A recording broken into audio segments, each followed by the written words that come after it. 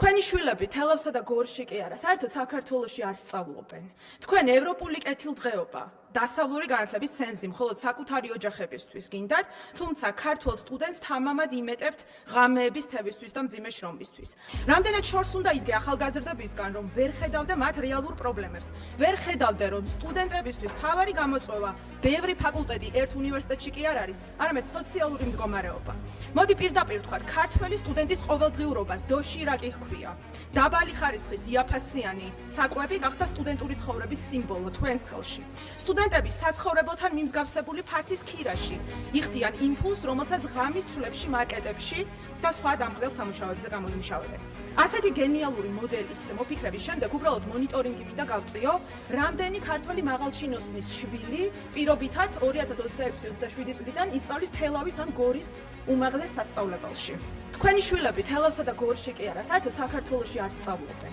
თქვენ ევროპული კეთილდღეობა, დასავლური განათლების ცენზი მხოლოდ საკუთარი ოჯახებისთვის გინდათ, თუმცა ქართველ სტუდენტს თამამად იმეტებთ ღამეების თევისთვის და მძიმე შრომისთვის. დღეს თუ რამე დგას სტუდენტსა და ღირსეულ მომავალს შორის, ეს არის ოცნება. თავისი არაკომპეტენტურობით, აგრესიული უბიცობით, ხალხის გასაჭირისადმი უგრძნობობით, გაუმაძღრობით, კორუფციით და ნეპოტიზმით, რომელიც ამ გამოწვევების გავლის მერეც კი საუკეთესო ახალგაზრდებს ასეთი ტანჯვის ფასად მიღებულ განათლებას უუფასურებს, კარიერულ გზებს უხერგავს. სტუდენტებს, რომლებიც წლების მანძილზე ელოდნენ საერთო საცხოვრებელს, ახლა ეუბნებით, რომ სხვა ქალაქში წადითო და იქ ისწავლეთ. სწავლას თქვენს მოწყობილ განათლების სისტემაში ჩვენი სტუდენტები ვერ შეძლებენ, რადგან იმ ქალაქებში უბრალოდ არ არსებობს სამუშაო ადგილები და ადეკვატური ანაზღაურება. ამდენი ადამიანი შეიკრიბეთ და დათანხმდით ამ რეფორმას, მაგრამ არ დათანხმდით მინიმალურ ხელფასს, რომელიც ძალიან მნიშვნელოვანია ჩვენი ახალგაზრდებისთვის.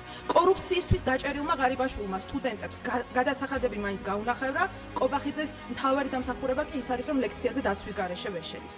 ოცნებამ გადაწყვიტა განათლების სისტემაზე ჩაეტარებინა ექსპერიმენტი, რომელზეც იმუშავეს საუკეთესო ექსპერტებმა. გაყიდვების კონსულტანტმა ირაკლი კობახიძემ, რომელიც ბოლო კვირებში დაკავებული იყო კორპუსების და უხარისხო ხორცის გაყიდვით, ასევე მასონების მკვლევარმა ქალბატონმა მარიამ ლაშხმა, რომელსაც ჯერა მასონების და რაც მთავარია ციხეების ექსპერტმა ბატონმა მიქანაძემ, რომელიც განათლების რეფორმაზე მუშაობამდე ნაცმოძრაობის პატიმრების სისტემური წამების ეპოქაში ამ წამების სტრუქტურის ხელმძღვანელად მუშაობდა და ციხის ბუნტის ჩახშობის შემდეგ პირდაპირ განათლების სისტემაში გადმოხდა ოცნებაში. ინტერესთა კონფლიქტში მყოფი კობახიძისა და მიქანაძის დუეტს, რომლისგანაც ერთ-ერთი ამტკიცებს, რომ მთავრობაში არც ერთი ნაცია არ იქნება და მეორე თვითონ ნაცია, უწევთ საპატიო თავმჯდომარის ახირებების შესრულება.